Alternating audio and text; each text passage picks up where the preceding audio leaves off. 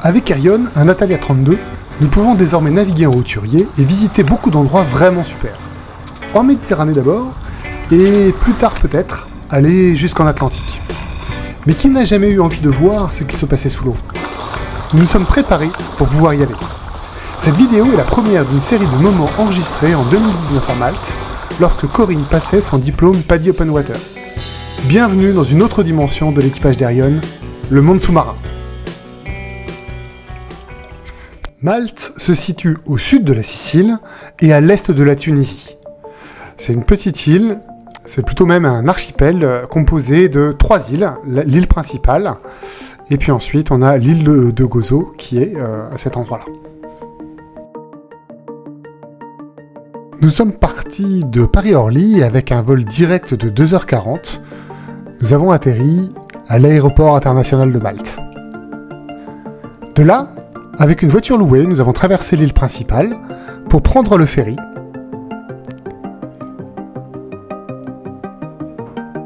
Afin de rejoindre l'île de Gozo. C'est à peu près 1 heure de traversée. Et enfin, nous avons traversé l'île de Gozo en voiture pour rejoindre notre destination finale, Marsalforn.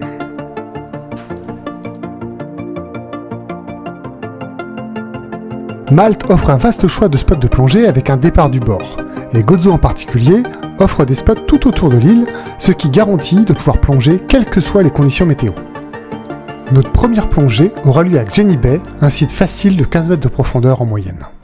Le lendemain, rendez-vous à 8h30 pour la première plongée de remise en route. Chacun a sa caisse avec son matériel, tout le monde prépare son bloc et s'équipe.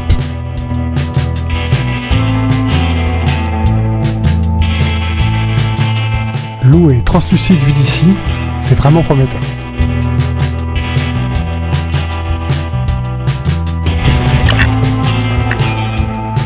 Nous sommes à l'eau.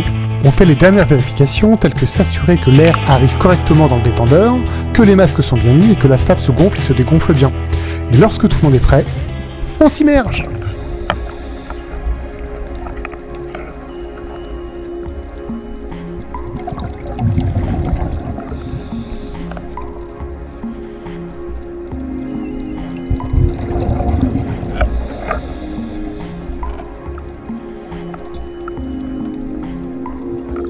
Même à cette profondeur, on peut avoir des problèmes d'oreille. En l'occurrence, personne n'en a, donc la plongée peut démarrer.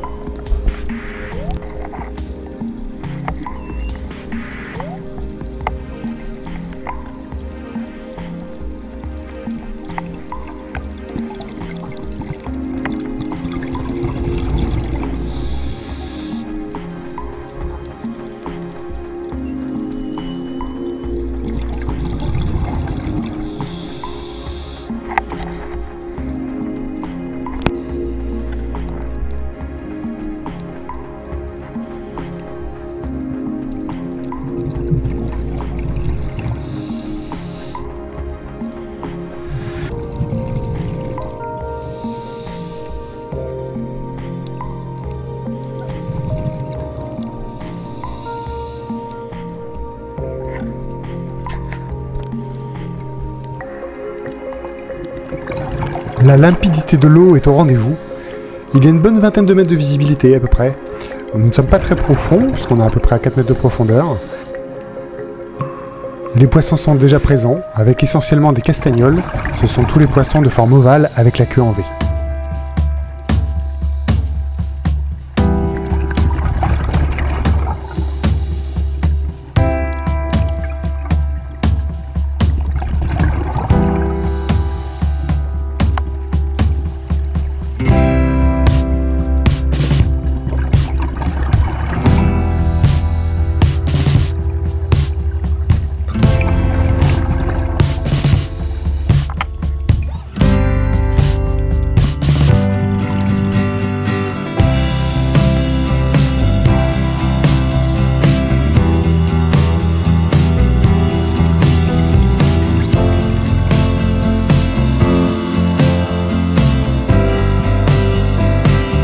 La première plongée est importante car elle permet de reprendre ses marques comme sa respiration, sa stabilité, bref, tous les petits détails qui permettent de réduire sa consommation d'oxygène et donc de maximiser la sécurité, le confort et in fine la durée de la plongée.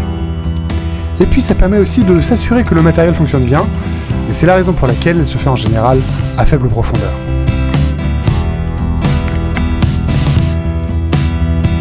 La principale activité en plongée est d'observer pour découvrir la vie sous-marine. Il y a toujours quelque chose à voir.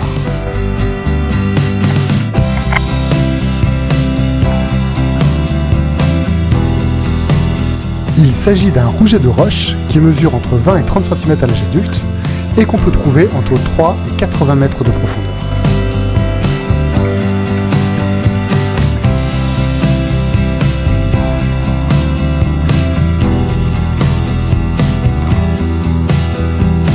Regardez, cette roche ressemble à une figure de proue.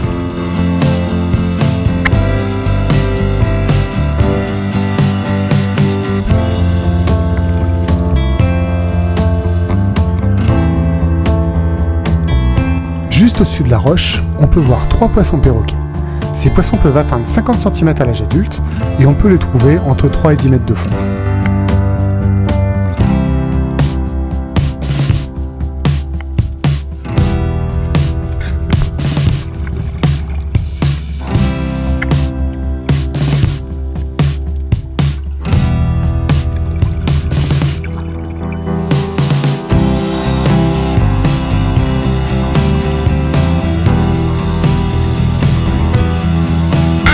Et là, caché dans les algues, un poulpe. Le poulpe peut atteindre 50 cm et vit entre 5 et 16 mètres de fond. Il est reconnu pour sa capacité à se camoufler et à sa très grande intelligence.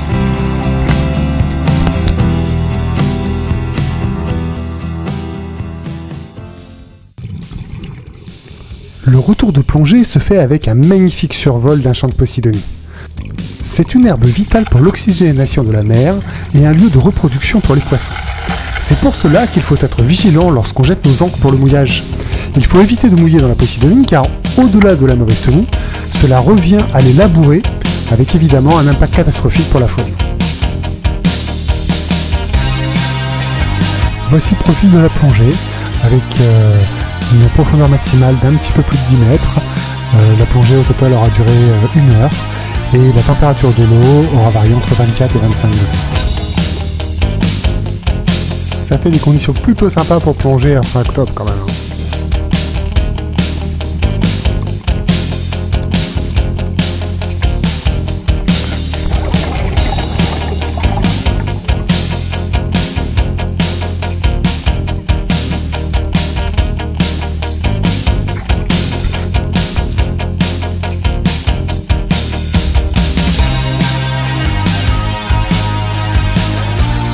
La plongée de l'après-midi nous amènera à Cathedral Cave, une grotte accessible uniquement en passant par le fond et qui offre des lumières fabuleuses. Et ce sera dans le prochain épisode. À bientôt!